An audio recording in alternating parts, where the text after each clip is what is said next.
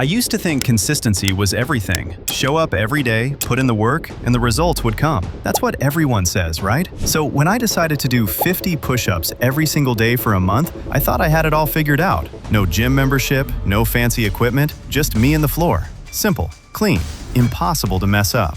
Or so I thought. The first day was a disaster. I dropped to the floor with all the confidence in the world, knocked out maybe 8 push-ups before my arms started trembling, and by rep 15, my form was completely gone. My hips sagged, my elbows flared out like chicken wings, and I had to break the remaining 35 reps into these pathetic little sets of 3 or 4. I felt like I was back in middle school gym class, struggling to keep up while everyone else made it look easy. But I told myself it was fine. Day 1 is always rough. Tomorrow would be better. And honestly, it was. Day 2 hurt less. Day 3 felt almost manageable.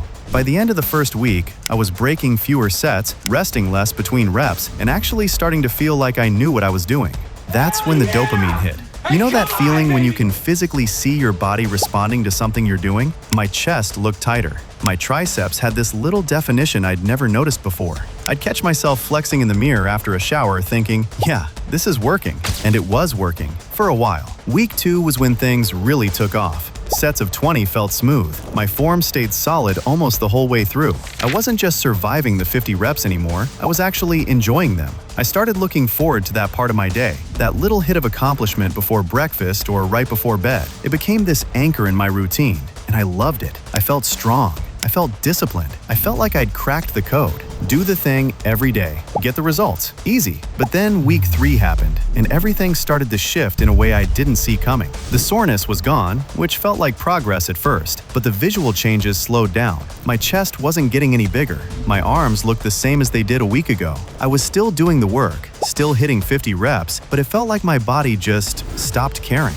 And that's when I started noticing something else. My shoulders felt weird. Not painful exactly, but tight, like they were pulling forward. I'd sit at my desk and catch myself hunching without realizing it. My upper back felt weak, almost hollow, like there was nothing there to hold me upright. It didn't make sense. I was working out every day. I should have felt better, not worse. That's when I started digging. I needed to understand what was actually happening, because clearly something wasn't right. And what I found changed the entire way I thought about training. See, push-ups are a pushing movement. Every single rep works your chest, your shoulders, your triceps, all the muscles on the front of your body. And when you do that same movement every single day without anything to balance it out, your body starts adapting in ways you don't want. The muscles in your chest get tight and pull your shoulders forward. The muscles in your upper back, the ones that are supposed to hold your posture strong and keep your shoulders healthy, they get weaker because they're never being challenged. You end up building this lopsided strength that looks okay on the surface but creates imbalances underneath. I realized I'd been so focused on doing more that I forgot to ask if I was doing enough of the right things. And the truth is, I wasn't. I was pushing every single day and pulling never. My body was screaming for balance, and I just kept ignoring it because I thought consistency meant doing the same thing over and over. But that's not consistency. That's stubbornness. Real consistency means showing up and doing what your body actually needs, not just repeating what feels comfortable. So I made a change. For every day I did push-ups, I added a pulling movement. Body weight rows using a table, resistance band pull-aparts, even just lying face down and squeezing my shoulder blades together like I was trying to crush something between them. It felt awkward at first, like I was wasting time on movements that didn't burn the way push-ups did. But within a few days, I noticed the difference. My shoulders felt more stable.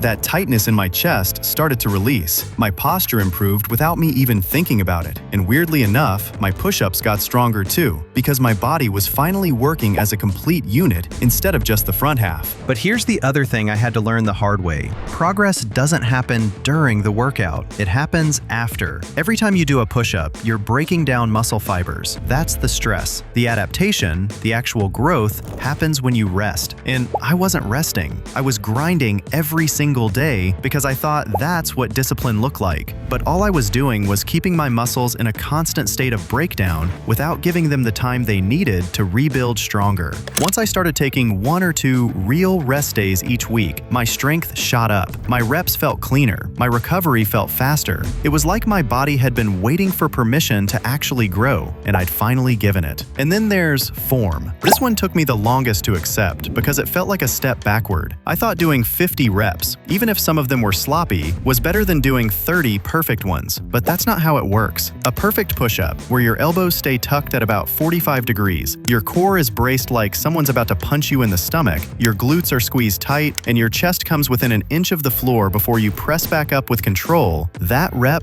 builds real strength. A sloppy push-up, where your hips sag and your elbows flare, and you're just bouncing up and down to hit a number, that's just movement. It's not training. It's not progress. It's just checking a box. So I slowed down. I focused on tension instead of speed. I made every single rep count, even if it meant I couldn't hit 50 in one go anymore. And you know what happened? I got stronger. My muscles felt fuller. My shoulders stayed healthy. My posture improved. And the mental shift was even bigger. I stopped chasing numbers and started chasing quality. I stopped treating my body like a machine I could just program with the same input every day and expect endless output. I started listening to what it needed, and that's when everything clicked. By the end of 30 days, I was absolutely stronger than when I started. My core was tighter. My upper body looked more defined. My push-ups felt powerful in a way they never had before. But the biggest change wasn't what I saw in the mirror. It was what I learned about how progress actually works. It's not about doing more. It's not about grinding every single day until you burn out. It's about showing up with intention. It's about balancing your training so your body can thrive instead of just survive. It's about resting when you need to rest and pushing when you need to push, and knowing the difference between the two.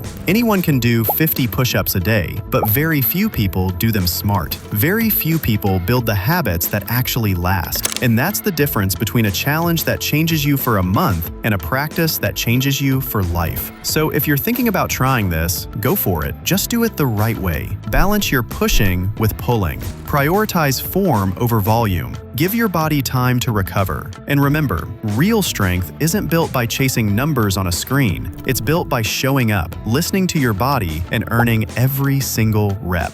That's the lesson. That's what 30 days taught me. And if you take nothing else from this, take that.